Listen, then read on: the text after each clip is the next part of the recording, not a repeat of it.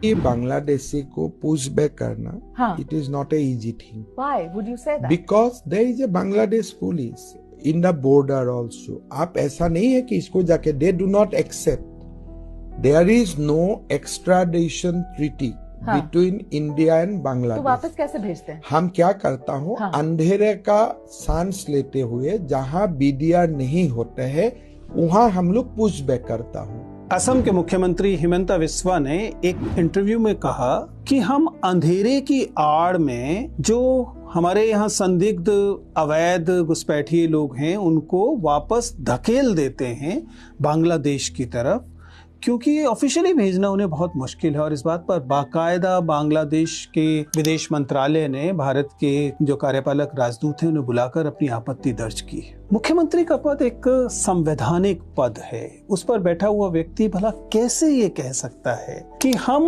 Illegally लोगों को push कर देते हैं दूसरे देश में अंधेरे की आड़ लेकर। रोचक बात यह है कि भारत में बीएसएफ और बांग्लादेश में जो उनकी जो बीजीबी है उनके बीच बाकायदा एक प्रोटोकॉल है, एक तरीका है जिस तरीके से यहाँ से वहां भेजे जा सकते हैं। और अब कहा जा रहा है कि नहीं, बीएसएफ रात के अंधेरे में उन्हें धकेल देता है। अब इससे इन दोनों फोर्सेस के बीच में जो भरोसे की स्थिति होगी उसके बारे में सोचिए। और ये भी सोचिए कि क्या हम संविधान से चलने वाले एक देश हैं या फिर हम एक बनाना रिपब्लिक हैं जिसमें कि महत्वपूर्ण पदों पर बैठे हुए व्यक्ति कहते हैं कि हम गैर कानूनी तरीके से काम करते हैं। देश कैसे गैर कानूनी तरीके से काम कर सकता है?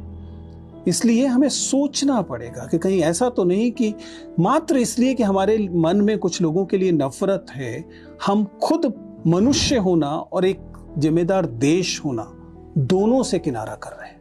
सोचिए कि जिन्हें धकेला जा रहा है उनमें गलती से एक भी भारतीय नागरिक चला गया तो उस भारतीय नागरिक के बारे में कौन जिम्मेदार होगा कि वह इसी देश का नागरिक है और उसके बावजूद बिना किसी प्रक्रिया का पालन किए हुए उसे इसी देश की सैनिक बलों ने, इसी देश की रक्षा एजेंसीज ने दूसरे देश में धकेल दिया।